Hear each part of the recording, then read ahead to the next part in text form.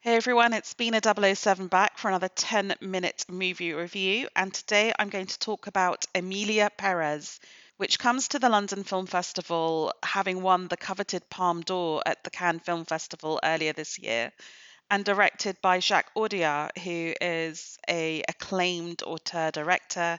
He's made films like Rust and Bone, Un Prophète, and DHEEPAN.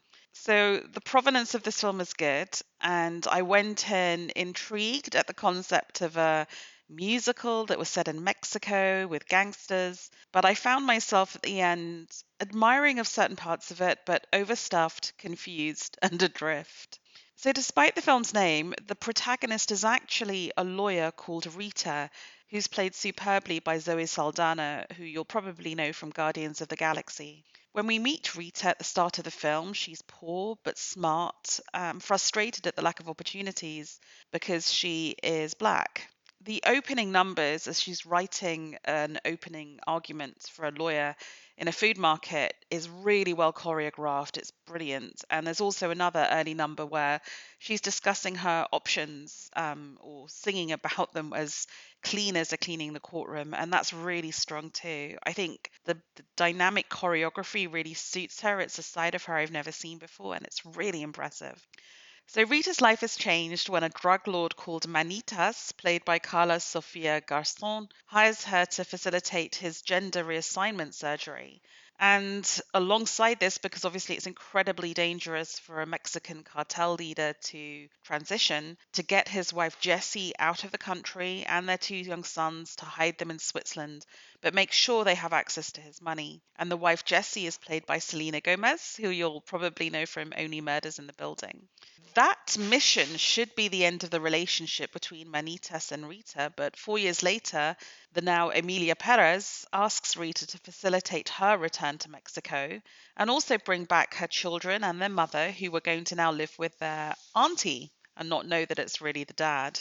Once again, this should be the end of the relationship between Emilia and Rita, but they end up founding a charity to find the disappeared people of Mexico, victims of the drug war that Manitas was obviously highly complicit in.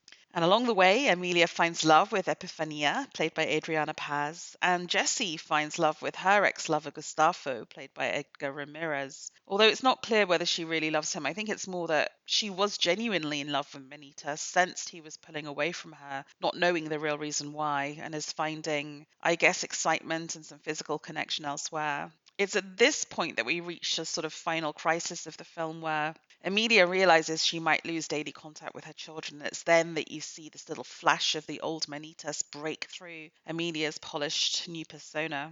There's a lot to love in this film. As I said, the two opening numbers and then another one where Saldana critiques Mexico's corrupt rich at a fundraising gala are truly fantastic.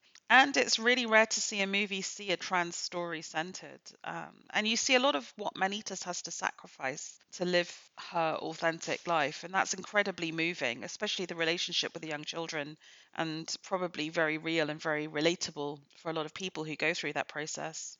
I also really admired the way in which the love story with Epifania is told. It's very concise, it's done very quickly, but I really believed in it. And I think, all kudos to Carla Sofia Garcon for pulling off a really layered and complex role to go for this from this incredibly successful and controlling and powerful drug lord into Emilia, and then to see her giddy like a teenager in love and back again is incredibly, I think, complex and interesting to watch. But sadly, there's a lot to criticize in this film too. And for me, first of all, and maybe most fatally, Rita, she's the protagonist, but she's also a cipher. And I felt that after the prologue, where we really understood her motives and how she was trapped in her life, we never really understand her interiority again after that.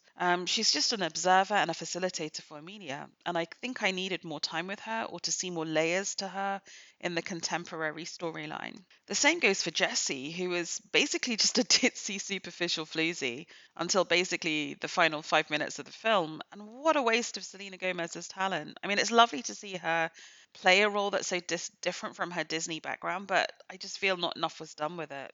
And even Epifania, she's similarly shortchanged as a character. And it felt to me a little bit like a weird trans version of the Bechdel problem. In the most uncharitable reading of this film, you've got three women outside of Emilia who only exists to be manipulated by her or to satisfy her desires, which is problematic.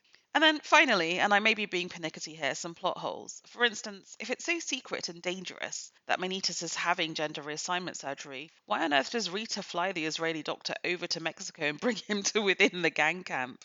Isn't that a bit risky?